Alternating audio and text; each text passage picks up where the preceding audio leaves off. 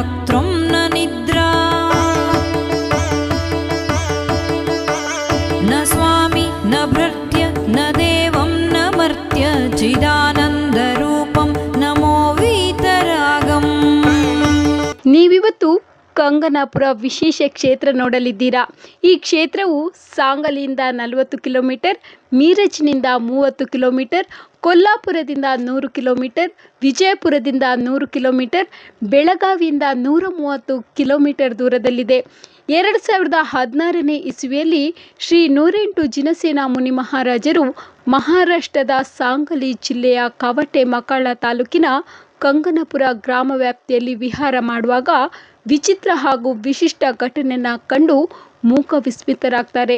ಏಕೆಂದರೆ ಆ ಗ್ರಾಮದ ಗ್ರಾಮ ಪಂಚಾಯತ್ನಲ್ಲಿ ಹನುಮಾನ್ ಮಂದಿರದಲ್ಲಿ ಜೈನ ವಿಗ್ರಹವನ್ನು ಇಟ್ಟಿದ್ರು. ಹನುಮನ ಪೂಜೆಯೊಂದಿಗೆ ಜೈನ ಮೂರ್ತಿಯನ್ನು ಕೂಡ ಪೂಜಿಸ್ತಿದ್ರು. ಏಕೆಂದರೆ ಆ ಗ್ರಾಮದಲ್ಲಿ ಯಾವುದೇ ಜೈನ ಕುಟುಂಬವು ವಾಸವಾಗಿಲ್ಲ. ತಕ್ಷಣ ಮುನಿಗಳು ಸ್ಥಳೀಯ ಗುರು ಹಿರಿಯರ ಜೊತೆಗೆ ಈ ವಿಚಾರದ ಕುರಿತು ಸಂವಾದ ಮಾಡಿದರು. ಆಗ ಮುನಿಗಳಿಗೆ ತಿಳಿದು ಬಂದ ವಿಚಾರವೇನೆಂದರೆ, ಆ ಮೂರ್ತಿಯು ಸರಿಸುಮಾರು 1000 ವರ್ಷಗಳ ಇತಿಹಾಸವನ್ನು ಹೊಂದಿತ್ತು. ಇಂಗಳೇಶ್ವರ ರಾಜನ ಕಾಲದ ಮೂರ್ತಿಯಾಗಿತ್ತು. ಸಾವಂತನ ಭಕ್ತಿಯಲ್ಲಿ ಪ್ರತಿಷ್ಠಾಪಿಸಿದ ಭಗವಾನ್ 1008 ಪಾರ್ಶ್ವನಾಥ ತೀರ್ಥಂಕರರ ಚಿಕ್ಕ ವಿಗ್ರಹವಾಗಿತ್ತು. ಅತ್ಯಂತ ಪುರಾತನವಾದ ಈ ವಿಗ್ರಹವು 1965-66ನೇ ಇಸವಿಯಲ್ಲಿ ನೆಲವನ್ನು ಅಗೆಯುವಾಗ ಬಿಳಿ ಮಣ್ಣಿನಲ್ಲಿ ಸಿಕ್ಕಿರುತ್ತೆ. ಆ ಗ್ರಾಮದಲ್ಲಿ ಜೈನರು ಇಲ್ಲದಿರೋದ್ರಿಂದ ಹನುಮನ ಮಂದಿರದಲ್ಲಿ ಇಟ್ಟು ಹಿಂದೂ ಸಂಪ್ರದಾಯದ ಪ್ರಕಾರ ಸ್ವಾಮಿಯ ಆರಾಧನೆ ಮಾಡ್ತಾ ಇದ್ರು. ಇದರ ಪೂರ್ವಾಪರ ತಿಳಿದ ಶ್ರೀ 108 ಜಿನಸೇನ ಮಹಾರಾಜರು ಜಿನವಿಗ್ರಹ ಮತ್ತು ಕ್ಷೇತ್ರದ ಜೀರ್ಣೋದ್ಧಾರ ಮಾಡಬೇಕೆಂದು ದೃಢ ಸಂಕಲ್ಪ ಮಾಡ್ತಾರೆ. ಇದು ಒಬ್ಬರಿಂದ ಆಗುವ ಕೆಲಸವಲ್ಲವಾದ್ದರಿಂದ ಈ ಸಂಕಲ್ಪಕ್ಕೆ ಕೈಜೋಡಿಸಲು ಸುತ್ತಲಿನ ಸಾಂಗ್ಲಿ, ಬೆಳಗಾವಿ, ಕೊಲ್ಲಾಪುರ ಜಿಲ್ಲೆಯ ಶ್ರಾವಕ ಶ್ರಾವಕಿಯರಿಗೆ ಕರೆ ನೀಡ್ತಾರೆ. ಹಾಗೆ ಶ್ರಾವಕ ಶ್ರಾವಕಿಯರಿಂದ ದೇಣಿಗೆ ಸಂಗ್ರಹಿಸಿ ಬಸದಿಯ ನಿರ್ಮಾಣ ತಯಾರಿಕೆಗೆ ಸಜ್ಜಾಗ್ತಾರೆ. 4-5 ಎಕರೆ ಜಾಗವನ್ನು ಖರೀದಿಸ್ತಾರೆ. ಬಸದಿಯ ನಿರ್ಮಾಣದ ಮೊದಲ ಹಂತವಾಗಿ ಒಂದು ಟ್ರಸ್ಟ್ ಮಾಡ್ತಾರೆ. ಅದರಲ್ಲಿ ಉತ್ಸಾಹಿ ಯುವಕರಿಗೆ ಹೆಚ್ಚಿನ ಆದ್ಯತೆ ನೀಡ್ತಾರೆ. ಮುಂದೆ ಕ್ಷೇತ್ರದ ಅಭಿವೃದ್ಧಿಯ ರೂಪುರೇಷೆ ತಯಾರಿಸ್ತಾರೆ. ಮೊದಲಿಗೆ ತಾತ್ಕಾಲಿಕವಾಗಿ ತಗಡಿನ ಶೆಡ್ ನಿರ್ಮಿಸಿ 50-55 ವರ್ಷಗಳಿಂದ ಬಯಲಲ್ಲಿ ಸಂರಕ್ಷಣೆ ಮಾಡಿದ್ದ ಭಗವಾನ್ 1008 ಪಾರ್ಶ್ವನಾಥ ತೀರ್ಥಂಕರರ ವಿಗ್ರಹವನ್ನು ಹನುಮನ ಮಂದಿರದಿಂದ ತಂದು ಇಲ್ಲಿರಿಸಿ ಜೈನ ಸಂಪ್ರದಾಯದಂತೆ ಪೂಜೆ ಪುನಸ್ಕಾರಗಳನ್ನು ಮಾಡಲಾರಂಭಿಸುತ್ತಾರೆ.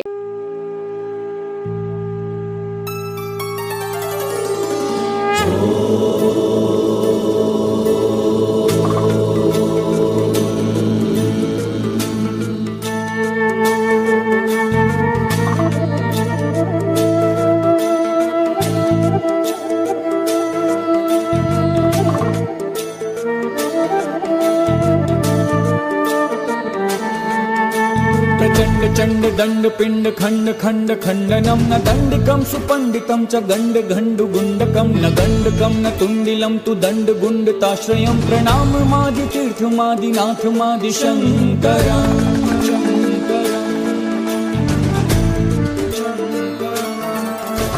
अजेय देव जैन जीव भाव रक्त जीवनम जितेन्द्रियं जिताहवं जितात्मदेव जोषणम अनात्म भाव जित्वरम च जन्म मृत्यु जित्वरम अजेय कर्म भूपतिं पराजितं जयाजितं जितं जितं जितं दरिद्र दर्प धर्ष धर्तृ धृष्ट धात्र तश्चितं धुरंधरं धनिष्ठ धृत्व धृष्णु धर्म संयुतं प्रशांत शुद्ध देह वाक्य चित्त चेतनायुतं सुमुद्धिदं च तं च तं च पंचकं च पंचमम्।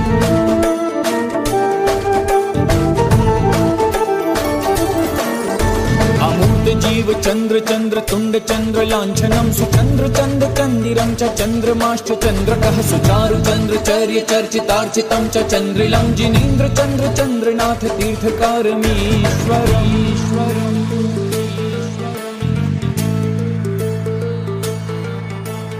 ओम नमो जिनाय, ओम नमो जिनाय।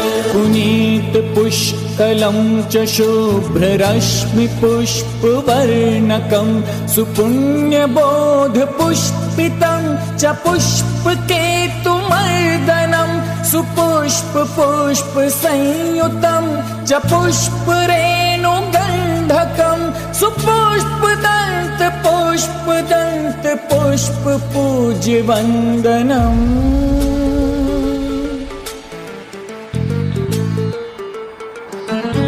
नमो नमो नमो नमो नमस्सिनाय नायकं नियामनेमयं निर्निमित्तमित्र नर्मदं निदर्शनं नहुष्क नाग नारदैर्नमस्कृतं नमो गुरुं नमस्कृतिं नमोस्तुतं च मिं नमे च मिं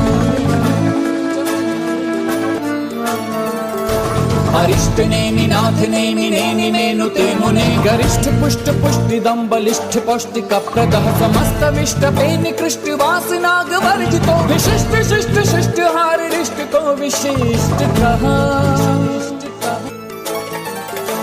विरोधकश्च यो नभश्चरः स्थिरश्च संकटे तडत्तडत्तडत्तडन्निनादकैर्भयङ्करे निजात्मशुद्धमन्दिरे ध्रुवे वसेच्च पार्श्वमे समत्वमूर्ति पार्श्वनाथ काशीपाथ नन्दन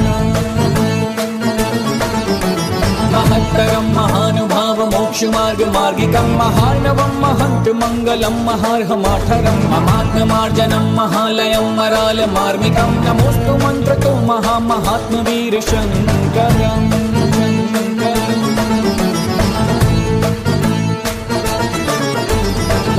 ಹೀಗೆ ಶ್ರಾವಕಿಯರಿಂದ ದೇಣಿಗೆ ಸಂಗ್ರಹಿಸುತ್ತಾ 2016ರಿಂದ ಬಸದಿಯ ಕೆಲಸ ಕಾರ್ಯಗಳು ಪ್ರಾರಂಭವಾಗಿ 2017ರಲ್ಲಿ ಗರ್ಭಗುಡಿ ನಿರ್ಮಾಣ ಮಾಡಿ ಅಲ್ಲಿ ಸ್ವಾಮಿಯ ಪ್ರತಿಷ್ಠಾಪನೆ ಮಾಡ್ತಾರೆ.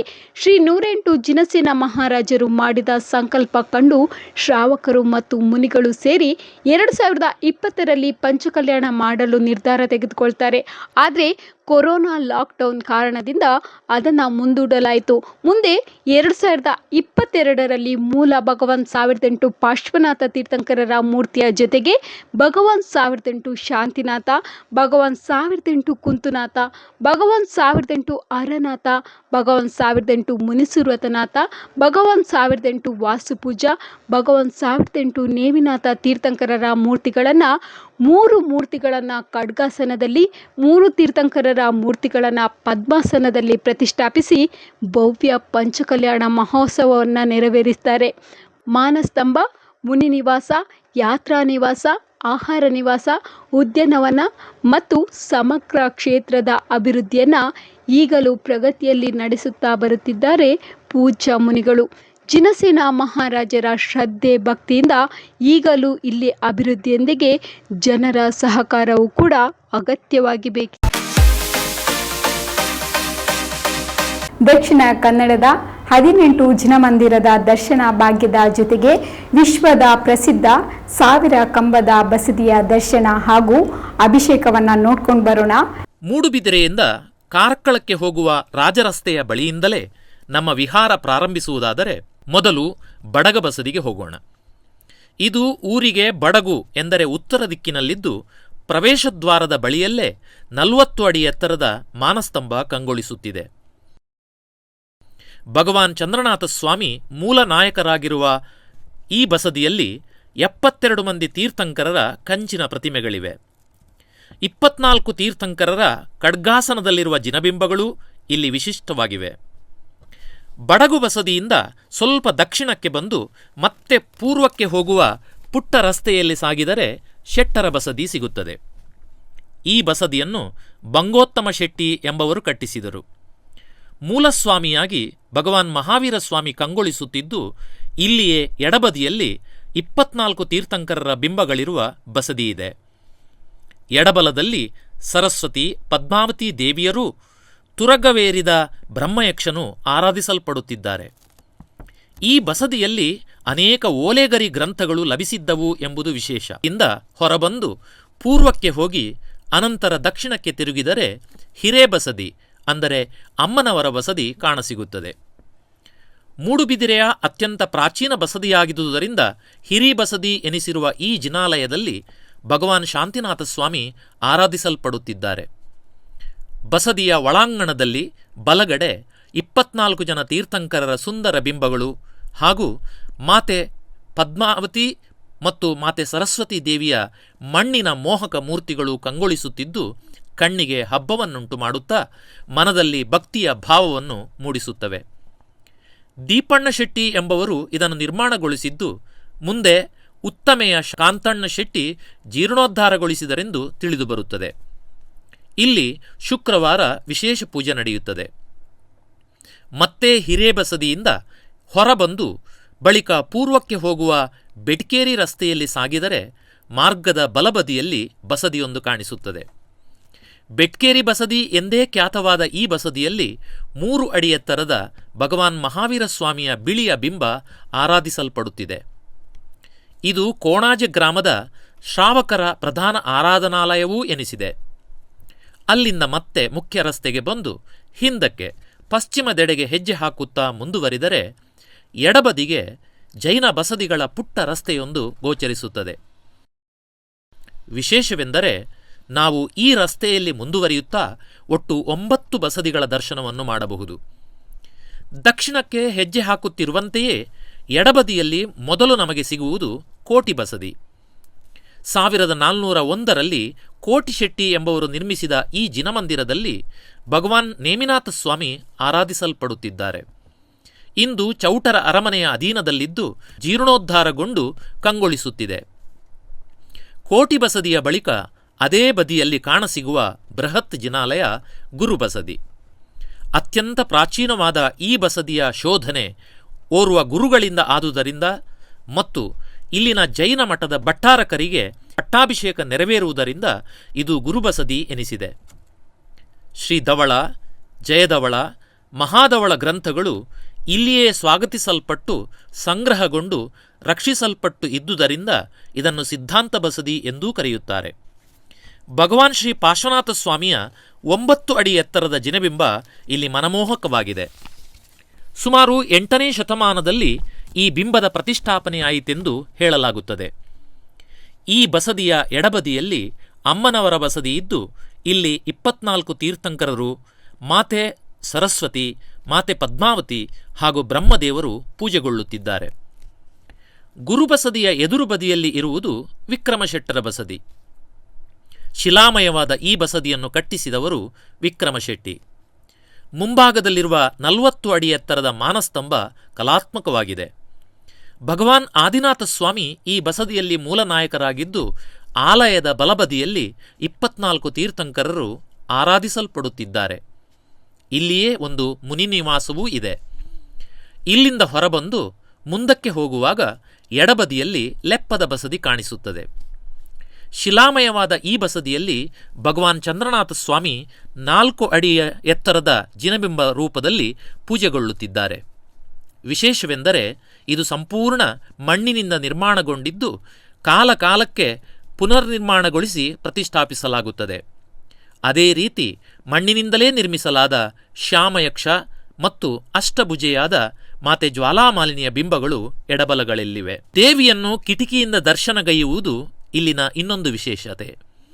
ಬಸದಿಯ ಮುಂಭಾಗದಲ್ಲಿ 40 ಅಡಿ ಎತ್ತರದ ಮಾನಸ್ತಂಭವಿದ್ದು ಅದರ ಪಕ್ಕದಲ್ಲೇ ಪ್ರತಿ ವರ್ಷ ಅಟ್ಟಳಿಗೆ ನಿರ್ಮಿಸಿ ಪೂಜೆ ಉತ್ಸವ ನೆರವೇರಿಸುವುದು ಇಲ್ಲಿನ ಮತ್ತೊಂದು ವಿಶೇಷತೆ ಎನಿಸಿದೆ. ಲೆಪ್ಪದ ಬಸದಿಯ ಎಡಬದಿಯಲ್ಲಿ ದೇರಮ್ಮ ಶೆಟ್ಟಿ ಬಸದಿ ಇದೆ. ಸಂಪೂರ್ಣ ಶಿಲಾಮಯವಾದ ಈ ಬಸದಿಯನ್ನು ದೇರಮ್ಮ ಶೆಟ್ಟಿ ಎಂಬವರು ಕಟ್ಟಿಸಿದರೆಂದು ಹೇಳಲಾಗುತ್ತದೆ. ಇಲ್ಲಿ ಬಸದಿಗೆ 3 ಬಾಗಿಲುಗಳಿದ್ದು ಅವುಗಳ ಮೂಲಕ ಮೂಲನಾಯಕರಾದ ಭಗವಾನ್ ಅರನಾಥ ಸ್ವಾಮಿ, ಭಗವಾನ್ ಮಲ್ಲಿನಾಥ ಸ್ವಾಮಿ ಮತ್ತು ಭಗವಾನ್ ಮುನಿಸೂರತ ಸ್ವಾಮಿಯನ್ನು ದರ್ಶನ ಮಾಡಬಹುದಾಗಿದೆ. ಅಲ್ಲದೆ ಕೆಳಗೆ ಹರಿಪೀಠದಲ್ಲಿ 24 ಜನ ತೀರ್ಥಂಕರರ ಪಲ್ಯಂಕಾಸನದ ಮೂರ್ತಿಗಳಿವೆ. ಈ ಬಸದಿಯ ಮೇಲಂತಸ್ತಿನಲ್ಲಿ ಭಗವಾನ್ ಶ್ರೀ ಮಲ್ಲಿನಾಥ ಸ್ವಾಮಿಯನ್ನು ಆರಾಧಿಸಲಾಗುತ್ತದೆ. ಈ ಬಸದಿಯಿಂದ ಹೊರಬಂದು ಬಸದಿ ರಸ್ತೆಗೆ ಇಳಿದು ಸ್ವಲ್ಪ ಹಿಂದೆ ಬಂದು ಬಲಬದಿಯಲ್ಲಿರುವ ಕಲ್ಲು ಬಸದಿಗೆ ಹೋಗಬೇಕು. ಮುಂಭಾಗದಲ್ಲಿ ಸುಂದರವಾದ ಮಾನಸ್ತಂಭದಿಂದ ಕಂಗೊಳಿಸುವ ಈ ಬಸದಿ ಸಂಪೂರ್ಣ ಶಿಲಾಮಯವಾಗಿದೆ. ಮೊದಲು ಇಲ್ಲಿ ಭಗವಾನ್ ಶ್ರೀ ಚಂದ್ರಪ್ರಭ ಸ್ವಾಮಿಯ ಜಿನಬಿಂಬವಿದ್ದು 1934ರಲ್ಲಿ ಭಗವಾನ್ ಶೀತಲನಾಥ ಸ್ವಾಮಿಯನ್ನು ಇಲ್ಲಿ ಪ್ರತಿಷ್ಠಾಪಿಸಲಾಯಿತು. ಈ ಬಸದಿಯ ಭೂಗ್ರಹದಲ್ಲಿ ಪ್ರಾಚೀನ ತಾಡಪತ್ರ ಗ್ರಂಥಗಳೂ ಲಭಿಸಿವೆ. ಕಲ್ಲು ಬಸದಿಯ ದರ್ಶನದ ಬಳಿಕ ಹೊರಬಂದರೆ ಅದರ ಪಕ್ಕದಲ್ಲಿಯೇ ಇರುವ ಚೋಳಶೆಟ್ಟಿ ಬಸದಿ ಕಾಣಿಸುತ್ತದೆ. ಭಗವಾನ್ ಪದ್ಮಪ್ರಭ ಸ್ವಾಮಿ ಆರಾಧಿಸಲ್ಪಡುವ ಬಹು ಅಪರೂಪದ ಈ ಬಸದಿಯನ್ನು ಚೋಳಶೆಟ್ಟಿ ಎಂಬವರು ಕಟ್ಟಿಸಿದ್ದು ಸಂಪೂರ್ಣ ಶಿಲಾಮಯವಾಗಿದೆ. ಮುಂಭಾಗದಲ್ಲಿರುವ ಮಾನಸ್ತಂಭವನ್ನು ದರ್ಶನಗೈದು ಒಳಹೊಕ್ಕರೆ ಗರ್ಭಗೃಹದ ಹೊರಗಡೆ ಭಗವಾನ್ ಸುಮತಿನಾಥರು ಮತ್ತು ಭಗವಾನ್ ಸುಪಾರ್ಶ್ವನಾಥರ ಕಿರಿದಾದ ಜಿನಬಿಂಬಗಳ ದರ್ಶನ ಮಾಡಬಹುದು. ಹೊರಗೆ ಬಲಬದಿಯಲ್ಲಿ 24 ತೀರ್ಥಂಕರರ ಕಂಚಿನ ಪ್ರತಿಮೆಗಳು ಹರಿಪೀಠದಲ್ಲಿ ಕಂಗೊಳಿಸುತ್ತಿರುವುದು ಇಲ್ಲಿನ ವೈಶಿಷ್ಟ್ಯವೆನಿಸಿದೆ. ಅಲ್ಲದೆ ಇದೇ ಜಿನಾಲಯದಲ್ಲಿ 6 ಇಂಚು ಗಾತ್ರದ ಕಲ್ಲಿನ ಶಂಖದ ಮೇಲೆ ಭಗವಾನ್ ನೇಮಿನಾಥ ಸ್ವಾಮಿ ನಿಂತಿರುವ ಬಿಂಬ ಅತ್ಯಂತ ವಿಶೇಷವಾಗಿದೆ. ಇಲ್ಲಿ ಎದುರು ಕೋಣೆಯಲ್ಲಿ ಭಗವಾನ್ ಶ್ರೀ ಅನಂತನಾಥ ಸ್ವಾಮಿಯನ್ನೂ ದರ್ಶನ ಮಾಡಬಹುದು. ಈ ಬಸದಿಯಿಂದ ಹೊರಬಂದರೆ ಹತ್ತಿರದಲ್ಲಿಯೇ ಮಹಾದೇವ ಶೆಟ್ಟಿ ಬಸದಿ ಗೋಚರಿಸುತ್ತದೆ. ಮಾದಿ ಬಸದಿ ಎಂದೇ ಕರೆಯಲ್ಪಡುವ ಈ ಬಸದಿ ಮಹಾದೇವ ಶೆಟ್ಟಿ ಎಂಬ ಶ್ರಾವಕರು ಕಟ್ಟಿಸಿದ್ದಾಗಿದೆ. ಭಗವಾನ್ ಶ್ರೀ ಆದಿನಾಥ ಸ್ವಾಮಿ ಇಲ್ಲಿ ಪೂಜೆಗೊಳ್ಳುತ್ತಿದ್ದು 5 ಅಡಿ ಎತ್ತರದ ಈ ಜಿನಬಿಂಬದ ಪ್ರಭಾವಳಿಯಲ್ಲಿ 24 ತೀರ್ಥಂಕರರ ಚಿಕ್ಕ ಮೂರ್ತಿಗಳನ್ನು ಕೆತ್ತಲಾಗಿರುವುದು ವಿಶೇಷವಾಗಿದೆ. ಗೋಮುಖ ಯಕ್ಷ ಮತ್ತು ಚಕ್ರೇಶ್ವರಿ ಯಕ್ಷಿಯ ಉಬ್ಬು ಶಿಲ್ಪವನ್ನು ಮೂಲಮೂರ್ತಿಯ ಪಾದಮೂಲದಲ್ಲಿ ಕಾಣಬಹುದಾಗಿದೆ. ಗರ್ಭಗೃಹದಲ್ಲಿ ಮಾತ್ರವಲ್ಲದೆ ತೀರ್ಥಂಕರ ಮಂಟಪದಲ್ಲಿ ಇನ್ನೊಂದು ಸುಂದರವಾದ ಕರಿಶಿಲೆಯ ಭಗವಾನ್ ಆದಿನಾಥ ಸ್ವಾಮಿಯ ಬಿಂಬವಿದ್ದು, ಸ್ವಾಮಿಯ ಪಾದದ ಬಳಿ ಮಾತೆ ಚಕ್ರೇಶ್ವರಿ 16 ಕೈಗಳಲ್ಲಿ ಶಸ್ತ್ರಭೂಷಿತೆಯಾಗಿ ಕಂಗೊಳಿಸುತ್ತಿದ್ದಾಳೆ. ಈ ಬಸದಿಯನ್ನು ನೋಡಿ ಹೊರಬಂದಾಗ ನಮಗೆ ಕಾಣಿಸುವುದು ಹತ್ತಿರದಲ್ಲೇ ಇರುವ ಬೈಕಣಾತಿಕಾರಿ ಬಸದಿ. ವಾಡಿಕೆಯಲ್ಲಿ ಬೆಂಕಿ ಬಸ್ತಿ ಎಂದೂ ಕರೆಯಲ್ಪಡುವ ಈ ಬಸದಿಯಲ್ಲಿ ಭಗವಾನ್ ಶ್ರೀ ಅನಂತನಾಥ ಸ್ವಾಮಿ ಆರಾಧಿಸಲ್ಪಡುತ್ತಿದ್ದಾರೆ. ಬೈಕಣಾತಿಕಾರಿ ಎಂಬವರು ಇದನ್ನು ನಿರ್ಮಿಸಿದ್ದು ಮೂಲಮೂರ್ತಿಯ ಪ್ರಭಾವಳಿಯಲ್ಲಿ 24 ತೀರ್ಥಂಕರರ ಶಿಲಾವಿಗ್ರಹಗಳನ್ನು ಕೆತ್ತಲಾಗಿದೆ. ಇಲ್ಲೊಂದು ಬಹು ಅಪರೂಪದ ಚತುರ್ಮುಖವುಳ್ಳ ಸ್ಫಟಿಕದ ಸಿದ್ಧರ ಬಿಂಬವನ್ನು ನಾವು ದರ್ಶನಗೈಯಬಹುದಾಗಿದ್ದು, ಬಸದಿಯ ಮುಂಭಾಗದ ಪ್ರಾಂಗಣದಲ್ಲಿ ಮಾತೆ ಶ್ರೀ ಸರಸ್ವತಿಯ ದೇಗುಲವಿದೆ. ಮುಂದೆ ಬಂದರೆ ಒಂದು ಸುಂದರವಾದ ಕೆರೆ ಕಾಣಿಸುತ್ತದೆ. ಅದರ ದಂಡೆಯ ಮೇಲಿರುವುದು ಕೆರೆ ಬಸದಿ. ಇಲ್ಲಿ ಭಗವಾನ್ ಶ್ರೀ ಮಲ್ಲಿನಾಥ ಸ್ವಾಮಿ ಪೂಜೆಗೊಳ್ಳುತ್ತಿದ್ದಾರೆ. ವಿಶೇಷವೆಂದರೆ ಬಸದಿಯ ದರ್ಶನಗೈದು ಹೊರಬಂದರೆ ಎದುರುಗಡೆ ಕೆರೆಯ ಇನ್ನೊಂದು ದಂಡೆಯಲ್ಲಿ ಗೋಪಾಲಕೃಷ್ಣ ದೇವಸ್ಥಾನ ಕಾಣಿಸುತ್ತದೆ. ಇಷ್ಟೆಲ್ಲ ಬಸದಿಗಳನ್ನು ನೋಡಿಕೊಂಡು ಹೊರಗೆ ಇರುವ ರಸ್ತೆಯಲ್ಲಿ 10 ಹೆಜ್ಜೆ ಪಶ್ಚಿಮಕ್ಕೆ ಬಂದರೆ ಮೂಡುಬಿದಿರೆಯ ಮುಖ್ಯ ರಸ್ತೆ ಗೋಚರಿಸುತ್ತದೆ. ಅದರಲ್ಲಿ ಪುನಃ ಉತ್ತರದೆಡೆಗೆ ಸಾಗಬೇಕು. ಆಗ ಕಿರಿದಂತರದಲ್ಲಿ ನಾವು ರಸ್ತೆಯ ಎಡಬದಿಯಲ್ಲಿರುವ ಪಡುಬಸದಿಯ ಮುಂದೆ ನಿಲ್ಲುತ್ತೇವೆ. ಈ ಬಸದಿ ಹಿರಿದಾದ ಗುರುಬಸದಿಗಿಂತಲೂ ಪ್ರಾಚೀನವೆಂದು ನಂಬಲಾಗಿದ್ದು ನಿಜ ಎಂಬುದಕ್ಕೆ ಶಾಸನಾಧಾರವಿದೆ. ಈ ಪಡುಬಸದಿಯಲ್ಲಿ 3 ಗರ್ಭಗೃಹಗಳಲ್ಲಿ ಭಗವಾನ್ ವಿಮಲನಾಥ ಸ್ವಾಮಿ, ಭಗವಾನ್ ಅನಂತನಾಥ ಸ್ವಾಮಿ, ಭಗವಾನ್ ಧರ್ಮನಾಥ ತೀರ್ಥಂಕರರು ಆರಾಧಿಸಲ್ಪಡುತ್ತಿದ್ದಾರೆ. ಇಲ್ಲಿಯೇ ಬ್ರಹ್ಮಯಕ್ಷನ ಪೂಜೆಯೂ ವಿಶೇಷವಾಗಿ ನಡೆಯುತ್ತದೆ. ಈ ಬಸದಿಯ ಕಲ್ಲು ಮರಿಗೆಯಲ್ಲಿ ಅಸಂಖ್ಯಾತ ಓಲೆಗರಿ ಗ್ರಂಥಗಳು ಲಭಿಸಿದ್ದು ಈಗ ರಮಾರಾಣಿ ಶೋಧ ಸಂಸ್ಥಾನದಲ್ಲಿ ಸಂರಕ್ಷಿಸಲ್ಪಟ್ಟಿವೆ. ಪಡುಬಸದಿಯಿಂದ ಹೊರಬಂದು ಮುಖ್ಯ ರಸ್ತೆಯಲ್ಲಿ ಒಂದಿಷ್ಟು ಮುಂದೆ ಬಂದರೆ ಎಡಬದಿಯಲ್ಲಿ ಶ್ರೀ ಜೈನಮಠ ಹಾಗೂ ಬಲಬದಿಯಲ್ಲಿ ಪಾಠಶಾಲಾ ಬಸದಿ ಗೋಚರಿಸುತ್ತದೆ. ಮೊದಲು ಪಾಠಶಾಲಾ ಬಸದಿಗೆ ಹೋದರೆ ಭಗವಾನ್ ಮುನಿಸೂರತ ಸ್ವಾಮಿಯ ದರ್ಶನ ಮಾಡಬಹುದಾಗಿದೆ. 2 ಅಡಿ ಎತ್ತರದ ವಿಶಿಷ್ಟವಾದ ಅಮೃತಶಿಲೆಯಲ್ಲಿ ನಿರ್ಮಿಸಿರುವ ಜಿನಬಿಂಬ ಅತ್ಯಂತ ಆಕರ್ಷಣೀಯವಾಗಿದೆ. 100 ವರ್ಷಗಳಿಂದ ಶೈಕ್ಷಣಿಕ ಸೇವಾ ಕಾರ್ಯಗಳನ್ನು ನಡೆಸುತ್ತಾ ಬಂದಿರುವ ಶ್ರೀ ಮೂಡುಬಿದಿರೆ ದಿಗಂಬರ ಜೈನ ವಿದ್ಯಾವರ್ತಕ ಸಂಘ ಈ ಬಸದಿಯನ್ನು ನಿರ್ವಹಿಸುತ್ತಿದೆ. ಪಾಠಶಾಲೆಯಿಂದ ಹೊರಬಂದರೆ ಎದುರುಗಡೆ ಶ್ರೀ ಜೈನಮಠ ಸಾಧಿಸಲ್ಪಡುತ್ತಿದ್ದು, ಜೊತೆಗೆ ಮಾತೆ ಶ್ರೀ ಕುಷ್ಮಾಂಡಿನಿ ದೇವಿಯ ಸಾನ್ನಿಧ್ಯವಿದೆ. ಸುದೀರ್ಘ ಪರಂಪರೆ ಹೊಂದಿರುವ ಇಲ್ಲಿನ ಮಠದ ಗುರುಪೀಠದಲ್ಲಿ ಪಟ್ಟಾಭಿಷಿಕ್ತರಾಗುವ ಭಟ್ಟಾರಕರು ಸ್ವಸ್ತಿಶ್ರೀ ಭಟ್ಟಾರಕ ಚಾರುಕೀರ್ತಿ ಪಂಡಿತಾಚಾರ್ಯವರ್ಯ ಮಹಾಸ್ವಾಮೀಜಿಯವರು ಎಂಬ ನಾಮಾಂಕಿತದಿಂದ ಧರ್ಮಪ್ರಭಾವನೆಯ ಕಾರ್ಯದಲ್ಲಿ ನಿರಂತರವಾಗಿ ತೊಡಗಿರುತ್ತಾರೆ. ಜನತೆಗೆ ಧಾರ್ಮಿಕ ಮಾರ್ಗದರ್ಶನವನ್ನು ನೀಡುತ್ತಾರೆ. ಶ್ರೀಮಠದ ಚಾವಡಿಯ ಗೋಡೆಗಳಲ್ಲಿ ಬಹು ವಿಶಿಷ್ಟವಾದ ಪ್ರಾಚೀನ ಸುಂದರ ಚಿತ್ರಕಲಾ ವೈಭವವನ್ನೂ ನೋಡಬಹುದಾಗಿದೆ. ಈ ಮಠದ ಆವರಣದಲ್ಲಿಯೇ ಶ್ರೀಮತಿ ರಮಾರಾಣಿ ಶೋಧ ಸಂಸ್ಥಾನವಿದ್ದು ಇಲ್ಲಿ ಅಮೂಲ್ಯವಾದ ಶಾಸ್ತ್ರ ಭಂಡಾರ ಸಂರಕ್ಷಿಸಲ್ಪಟ್ಟಿದೆ. ಇರುವ ಈ ಬಸದಿಯ ಚೆಲುವು ಆಕರ್ಷಣೆ ಅವರ್ಣನೀಯ. 15ನೇ ಶತಮಾನದಲ್ಲಿ ನಿರ್ಮಾಣವಾದ ಸಾವಿರ ಕಂಬದ ಬಸದಿ 3 ಅಂತಸ್ತಿಗಳಿಂದ ಕೂಡಿದ್ದು ಅತ್ಯಾಕರ್ಷಕವಾಗಿದೆ. ಅನೇಕ ಮಂದಿ ಶ್ರಾವಕ ಶ್ರೇಷ್ಠಿಗಳು ಮಾತ್ರವಲ್ಲದೆ ರಾಣಿಯರಾದ ಬೈರಾದೇವಿ, ಚಿತ್ರಾದೇವಿ, ನಾಗಲಾದೇವಿಯವರು ಹಾಗೂ ಶ್ರೀಮಠದ ಗುರುಗಳು ಈ ಜಗತ್ಪ್ರಸಿದ್ಧ ಜಿನಾಲಯದ ನಿರ್ಮಾಣಕ್ಕೆ ಕಾರಣಕರ್ತರಾದವರು. ಉನ್ನತವಾದ ಮಾನಸ್ತಂಭ, ಬೈರಾದೇವಿ ಮಂಟಪವೂ ಒಳಗೊಂಡಂತೆ 9 ಮಂಟಪಗಳು ಈ ಬಸದಿಯ ಶೋಭೆಯನ್ನು ಹೆಚ್ಚಿಸಿದ್ದು ಇಲ್ಲಿನ ಶಿಲಾಸ್ತಂಭಗಳು ಜನಾಕರ್ಷಣೆಯ ಕೇಂದ್ರಗಳಾಗಿವೆ.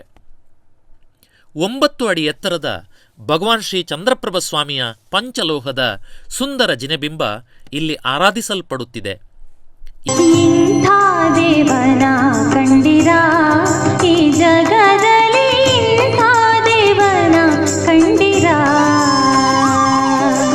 ಇಂಥ ದೇವನ ಕಂಡಿರಾ ಈ ಜಗದಲ್ಲಿ, ಇಂಥ ದೇವನ ಕಂಡಿರಾ.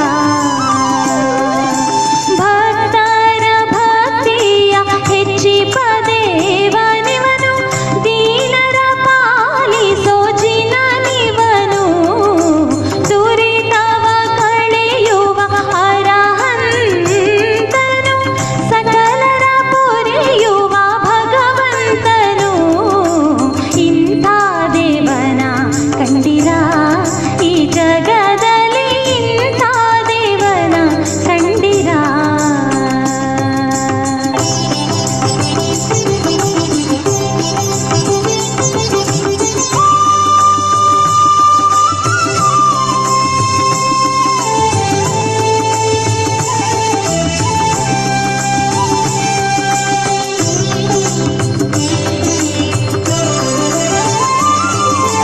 ಜೀವಿಗಳ ಬೆಳಗುವ ಜಿನೇಶ್ವರನು, ಅರಿವ ತೋರುವ ಗುರು ಇವನು. ಜೀವಿಗಳ ಬೆಳಗುವ ಜಿನೇಶ್ವರನು, ಅರಿವ ತೋರುವ ಗುರು ಇವನು. ಮನದಲ್ಲಿ ಹೊಳೆಯುವ ಸಿದ್ಧಾಂತನು, ಬಂಧನ ಕಳೆಯುವ ಮುಕ್ತೀಶ್ವರನು, ಜ್ಞಾನವ ನೀಡುವ ಯೋಗಿವನು, ಪ್ರಣವ ಪ್ರಮತಿಯ ಜಿನನಿವನು, ಆತ್ಮದಿ ಬೆಳಗುವ ದಿನಕರನು, ಎಲ್ಲರಲ್ಲೂ ನೆಲೆಸಿಹ ಭಗವಂತನು. ಇಂಥ ದೇವನ ಕಂಡಿರಾ ಈ ಜಗದಲ್ಲಿ, ಇಂಥ ದೇವನ ಕಂಡಿರಾ, ಇಂಥ ದೇವನ ಕಂಡಿರಾ ಈ ಜಗದಲ್ಲಿ, ಇಂಥ ದೇವನ ಕಂಡಿರಾ.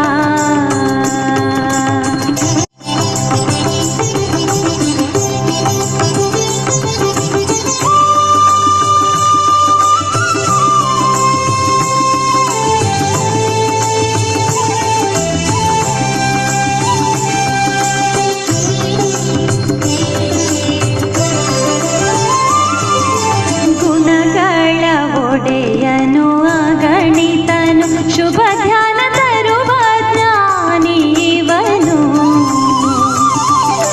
ಗುಣಗಳ ಒಡೆಯನು ಅಗಣಿತನು, ಶುಭ ಧ್ಯಾನ ತರುವ ಜ್ಞಾನಿವನು. ಚಿರ ಸುಖ ಕೊಡುವ ಚಿನ್ಮಯನು, ಭಕ್ತರ ಪಾಲಿಪ ಜಿನನಿವನು. ದೋಷರಹಿತನು ಮಹಾಮಹಿಮನು, ಭಾಷೆಯ ಮೀರಿದ ದೇವನಿವನು, ಪರಮ ವೈರಾಗ್ಯ ಸಿರಿ ವಿರಾಗನು, ಶರಣರ ಪಾಲಿಪ ಜಿನನಿವನು. ಇಂಥ ದೇವನ ಕಂಡಿರಾ ಈ ಜಗದಲ್ಲಿ, ಇಂಥ ದೇವನ ಕಂಡಿರಾ,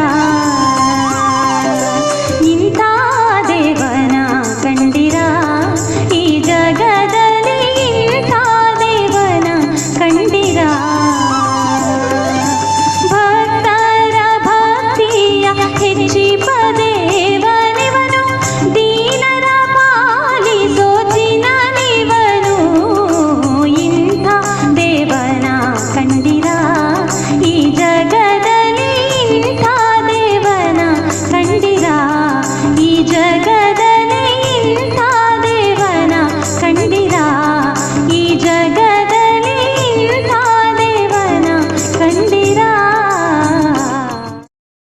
ಕಾರ್ಯಕ್ರಮದ ಪ್ರಾಯೋಜಕರು ಶ್ರೀ ಬಿ ಪ್ರಸನ್ನಯ್ಯ, ಶ್ರೀಮತಿ ಪದ್ಮಲತಾ ಪ್ರಸನ್ನಯ್ಯ, ಶ್ರೀ ಪ್ರಮೋದ್, ಶ್ರೀಮತಿ ರೂಪಾಲಿ ಪ್ರಮೋದ್, ಪ್ರತೀಕ್ ಜೈನ್ ಹಾಗೂ ತ್ರಿಷಾ ಜೈನ್.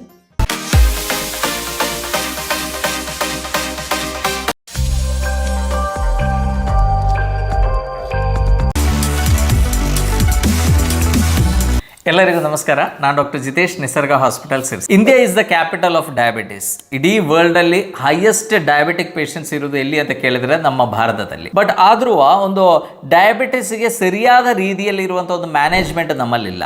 ನಾವು ಇದಕ್ಕೆ ಸ್ಪೆಷಲಿ ಡಿಸೈನ್ ಮಾಡಿರುವಂತಹ 10 ವ್ಯಾಯಾಮಗಳಿವೆ. ಸೊ ಇದು ನಮ್ಮ ಮೇನ್ಲಿ ನಮ್ಮ ಫಾರ್ ಆರ್ಮಲ್ಲಿ ಇರುವಂಥ ಮಸಲ್ಸ್ಗೆ ನಮಗೆ ತುಂಬ ಒಳ್ಳೆ ವ್ಯಾಯಾಮ ಸಿಗುತ್ತೆ. ಆ್ಯಂಡ್ ಇದು ಕೂಡ 10 ರೆಪಿಟೇಷನ್ಸ್ ಮಾಡಬೇಕು. ವ್ಯಾಯಾಮ ಮಾಡಿದಾಗ ಮಾತ್ರ ಇನ್ಸುಲಿನ್ ಇಲ್ಲದೆ ಗ್ಲೂಕೋಸ್ ಟ್ರಾನ್ಸ್ಪೋರ್ಟ್ ಆಗುತ್ತೆ. ಆ್ಯಂಡ್ ಈ ಥರ ವ್ಯಾಯಾಮಗಳು ಮಾಡೋದ್ರಿಂದ ಇರುವಂಥ ಅಡ್ವಾಂಟೇಜ್ ಏನಂದರೆ ಕಡಿಮೆ ಟೈಮಲ್ಲಿ ಮ್ಯಾಕ್ಸಿಮಮ್ ಕ್ಯಾಲರಿ ಬರ್ನ್ ಆಗುತ್ತೆ. ಸ್ಕೆಲೆಟಲ್ ಮಸಲ್ ಬಲ್ಕ್ ಇಂಪ್ರೂವ್ ಆದರೆ ನೀವು ಆಹಾರ ತಗೊಂಡ್ರೂ ಕೂಡ, ನೀವು ಕಾರ್ಬೋಹೈಡ್ರೇಟ್ ಇರುವಂಥ ಆಹಾರ ತಗೊಂಡ್ರೂ ಕೂಡ ಏನಾಗುತ್ತೆ, ಅದರಲ್ಲಿರುವಂಥ ಗ್ಲೂಕೋಸ್ ಬೇಗ ಯೂಟಿಲೈಸ್ ಆಗಿಬಿಡುತ್ತೆ, ಸ್ಕೆಲೆಟಲ್ ಮಸಲ್ಸ್ ತಗೊಂಡ್ಬಿಡುತ್ತೆ. ಸೊ ಹಾಗಾಗಿ ಶುಗರ್ ಹೆಚ್ಚಿಗೆ ಆಗಲ್ಲ. ಸೊ ಡಯಾಬಿಟಿಸ್ಗೆ ಆ್ಯಕ್ಚುಲಿ ಬೇಕಾಗಿರೋದು ಟ್ರೀಟ್ಮೆಂಟ್ ಅಲ್ಲ, it is a health education.